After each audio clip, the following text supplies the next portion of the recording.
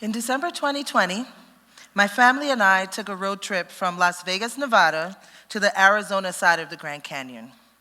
Parents in the room, if you've ever taken a road trip with three children, you can understand that process is stressful.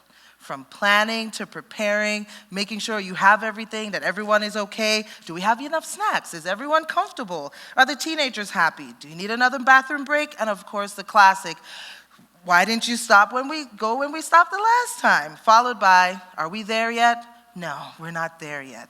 Stressful.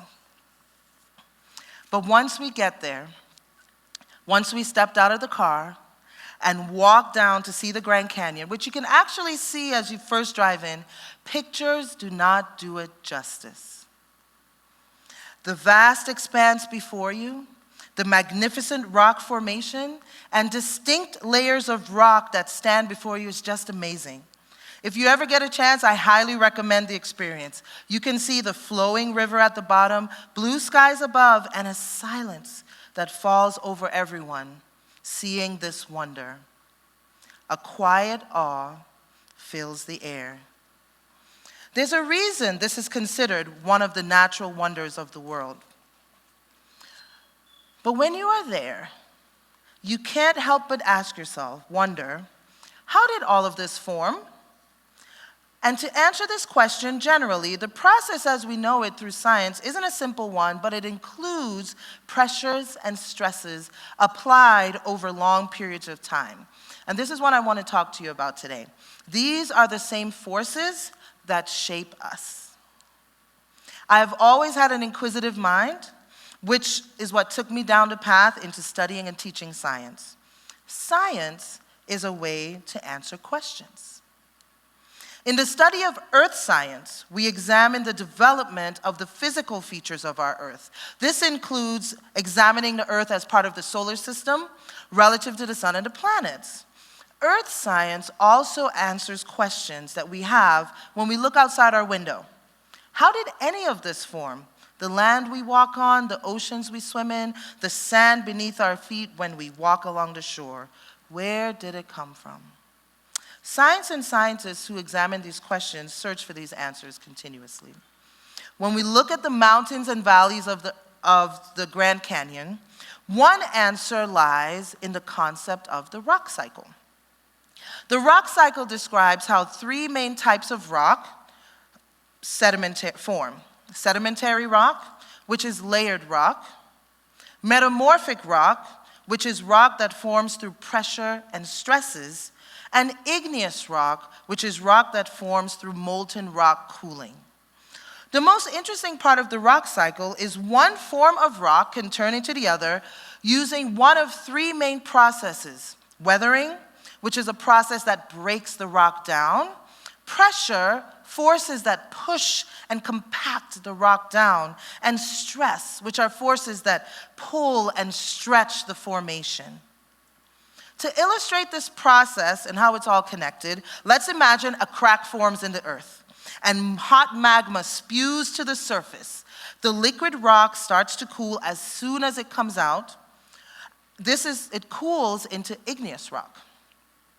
If it's left on the surface, weathering, like wind and rain, break the rock down into sand and sediment. As those layers of sand and sediment build upon themselves over time, they get pressure and compacted, becoming sedimentary rock. These are the layers of rock that we see in the Grand Canyon. As these layers continue to grow and have more pressure and stress put upon them, they can transform into metamorphic rock. And over time, as that metamorphic rock gets buried under layers of rock, they can heat up and start melting again, and eventually cooling back into igneous rock. The whole cycle starts again. Pressure, stress, and time transform one rock into another. Pressure, stress, and time also transform us. In the rock cycle, these formations occur over the course of hundreds, thousands, and millions of years, but it illustrates a fundamental concept in science. Things change. In every branch of science, we talk about change. In chemistry, we think about change in the form of chemical reactions. During chemical reactions, things change into new substances as they rearrange on the atomic level. These are changes that can occur in split seconds. In life science, we think about changes in living organisms, like the life cycle of a butterfly. We usually illustrate this when we think about the butterfly going from egg to larva, which is a caterpillar, to pupa, which is the cocoon, and then to the adult butterfly. This is the life cycle, the change that occurs over the life cycle of a butterfly. Change is all around us. We change. We transform. Here is where we make the connection between the changes in the rock cycle and changes in us. What are the drivers for change within us? As I said earlier, pressure, stress, and time also transform us.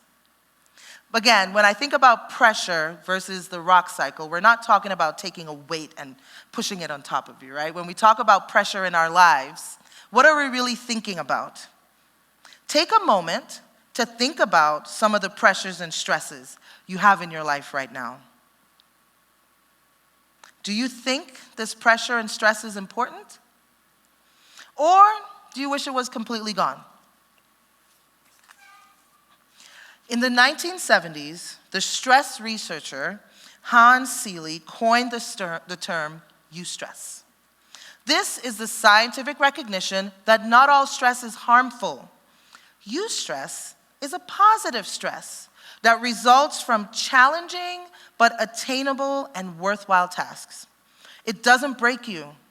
It elevates your focus, it motivates you, and it facilitates growth. A famous quote often attributed to the legendary player Kobe Bryant, basketball player Kobe Bryant, put it this way.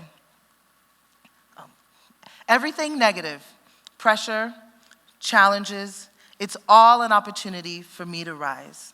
When we think about what Kobe Bryant had to do in order to become one of the legendary basketball players, get to practice on time, prepare, work hard during practice, all of those are stresses, time and energy he had to put in to become the player that he was. Students have pressure to succeed with long nights of studying and writing and learning to get good grades. I mean, that was part of the pressure I needed in my high school years in order to get into college. We know that's pressure. In arts, in order to perform at your best, you practice your instrument, spend hours learning your lines. This is stress and pressure, but these are the forces we need in order to spur change. We have to have energy and forces acting upon our lives in order to become who we need to be. Just as the earth's rocks are in a constant state of transformation, so too are we. The rock cycle teaches us that change is not a sign of weakness, but a fundamental part of existence.